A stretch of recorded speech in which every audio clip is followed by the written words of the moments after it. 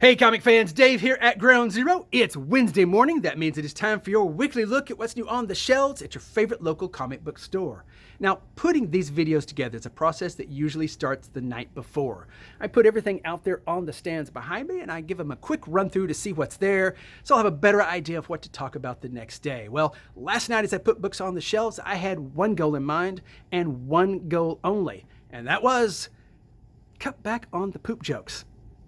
Yeah, I know. What would we be without the poop jokes? Well, frankly, I have no idea, but I'm willing to give it a try and see. So, what does the universe have in store for us? What will the kids think? Will Carl ever watch these videos again? Well, we'll just have to see and find out. Now, first I'm going to begin with kind of an alphabetical tour of the indie publishers.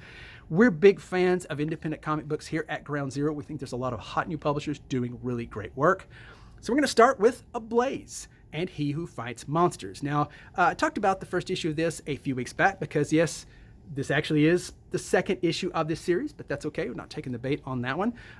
Aside from just being the second part of the story, it also has a preview of the book Laura. It's coming out soon from Ablaze. Now, that is by Gilliam March. Now, I really loved Carmen from Gilliam March. It was probably just about my favorite book of the last 6 months, so I'm very excited to see what is coming out next from him, and you can find out and get the preview here in this one, second issue of He Who Fights Monsters.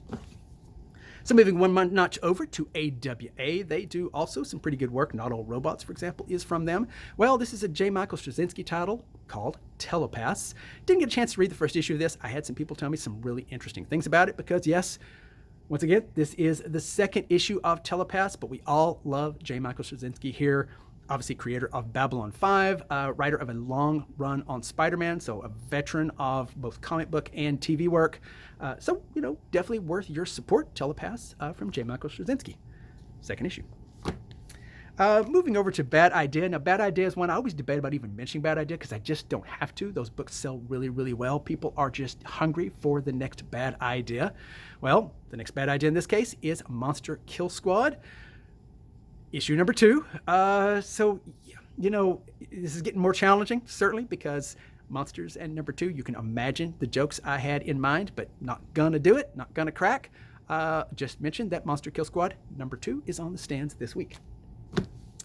What about other publishers? Well, a publisher that we really love here at Ground Zero is Dark Horse Comics. They are one of the oldest, going all the way back to the 1980s, probably just about one of the few surviving publishers from the 1980s, still going, publishing really good work, including work by one of our absolute favorite writers, Jeff Lemire. Now, this is called Mazebook.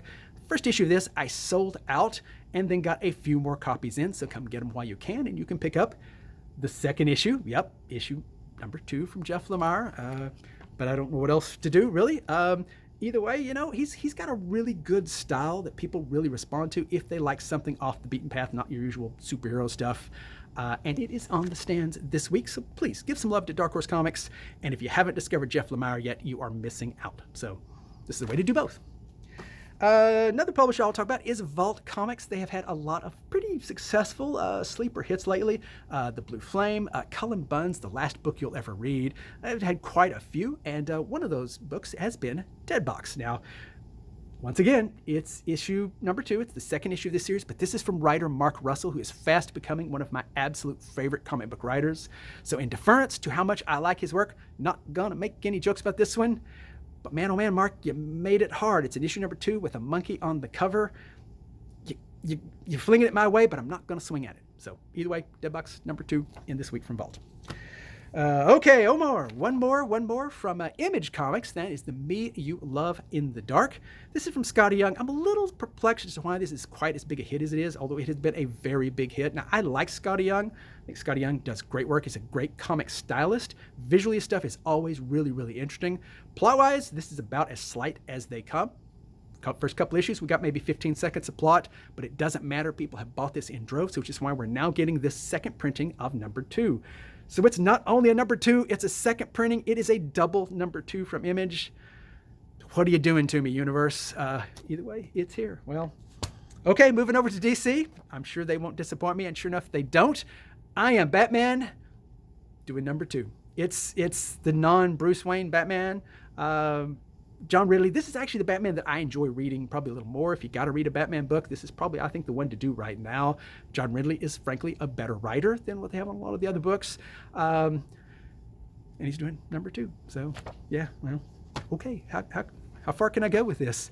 Oh, well, here we are. Book number, I think, 8 or something like that of the number 2s. So, number 2 from Titans United. I don't know how many Titans there are, but I guess it's number 2 times that. Okay, yeah, obviously I'm beginning to crack here a little bit. Either way, Titans United number 2 on the stands this week. Oh my, Hardware number 2. So if you like your number 2 hard and wearable, what can I do? I'm only human, people. There's only so far I can go with this. This is the 9th number 2. Obviously, this is a pretty large pile of number 2 that we have here. Okay, there you go. Maybe next week we can not mention number 2 stuff. Okay, final. This is, I'm pretty sure this is the last of the number 2s, at least the last of the ones I pulled to talk about.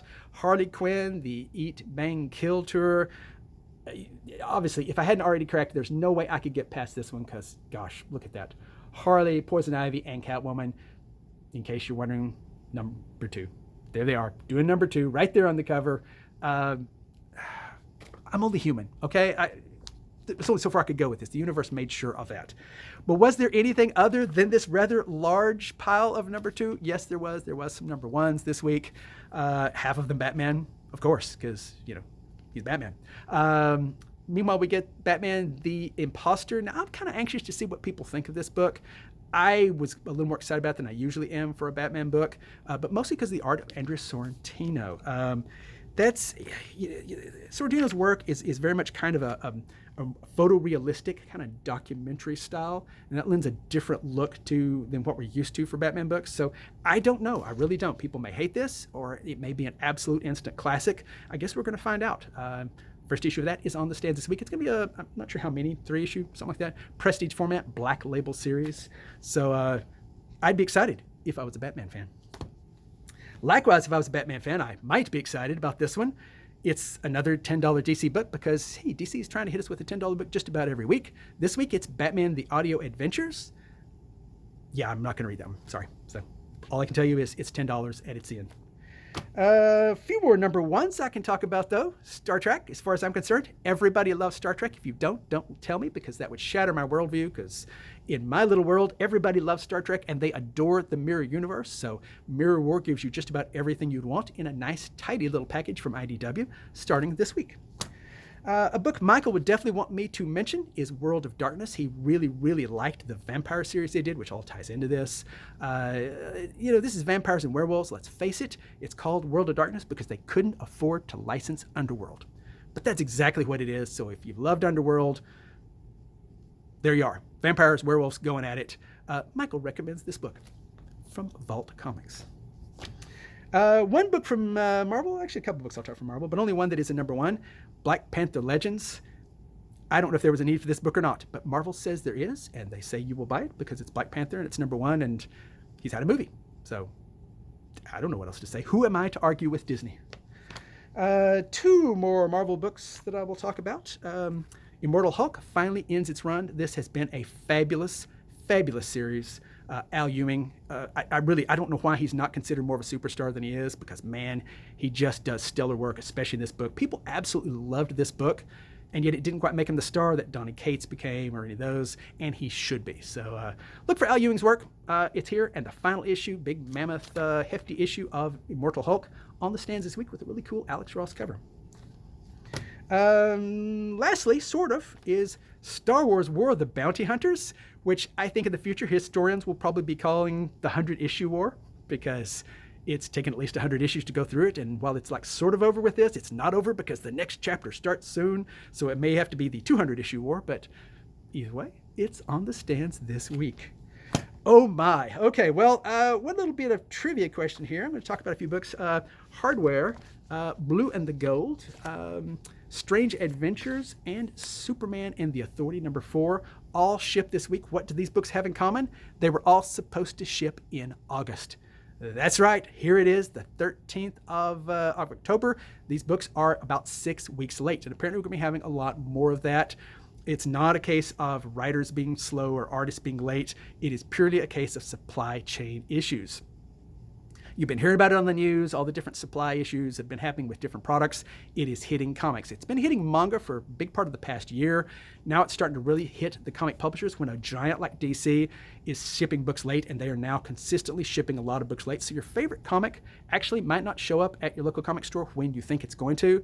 They can't help that. It is just what's happening now. Things are bottlenecked at the publishers. There's been issues with paper, all sorts of things that are going to make it really interesting between now and spring, from what I'm told. So I guess that means if you've got a book you're anxiously awaiting, you might want to make sure your comic shop knows you want it, and it hopefully is going to reserve it for you, because who knows exactly for certain when it's going to come in.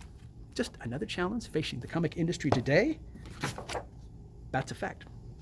I remember to throw that in this week. I forgot last week. Okay, trades. We got to have some trades. Trades are always some of the best parts of these. First off, we get Jules Verne Lighthouse, even though it's got Jules Verne name on it. This is actually from Brian Hamberlin and David Hine. You know, their work is of a certain type. I'm really kind of surprised it doesn't sell better than it does. It looks gorgeous. It is absolutely designed to be a TV show or a movie. It's really, really slick work. It's good, slick science fiction. So if you're looking for some good, slick science fiction to read, actually any of their work is good, and Jules Verne Lighthouse is as good a place to start as any. A terrible place to start is Ultra Mega. I am on record for saying I don't particularly like this book, and man, it's so great. So I don't know if people bought it because I didn't like it, or if they just said, we don't care what you think, it's got giant monster hyperviolence and blood pouring off of every page, and that's what we really want from our comics. Well, if that's what you want from your comics, then here you are. This is a thick book, so there's got to be a ton of blood in this book. And it's here. Okay, but a book that I do really like and recommend is Nocterra. Scott Snyder and Tony Daniels. This is what we want from comics. It is fun. It's got really nice art. It's got great storytelling. It's concise. It moves quickly. We sold so many copies of this book that's coming out. I imagine most of my customers already have this in floppy form, but if by chance you don't, well, this is a book you want to add to your list. Nocterra from Image Comics. This is the future of the comic industry as far as I'm concerned. I really think at this point we're going to be moving away from the major two, DC and Marvel. Hopefully Image will lead the way with books like this. They can absolutely do that. Okay, one more that I will mention, and I'm not entirely sure why, but I put it on my little stack here, so I guess I will now. And that is the Batwoman Omnibus. Actually, one thing to mention about it is the art by J.H. Williams. You know, I was talking about him with Echolands last week. You know, his stuff is just gorgeous. Sometimes it can be kind of confusing to look at, but it is always really, really pretty. And he did a lot of great work in Batwoman. So if you just want a tour de force of really pretty comic book art, this is a book to get. This is a nice, big, hefty omnibus. Omnibuses also are going to be getting really hard to get, from understanding. They are especially bottlenecked because of the quality paper they use in them. So most omnibuses now are running months late. So again, that's something that we definitely will be having supply issues between now and Christmas going into spring. So there you have it. Folks, I blew right past my 10 minutes. Sorry, no cookie for Dave today. Couldn't help it. I spent a bunch of extra time trying to resist the number 2 jokes. Maybe that won't happen next week. So next week, we'll see if I can get back onto my promise. Either way, guys, folks, we love you. We appreciate you watching. And as always, it's not about having what you want. It's about wanting what you have. Be safe, everybody.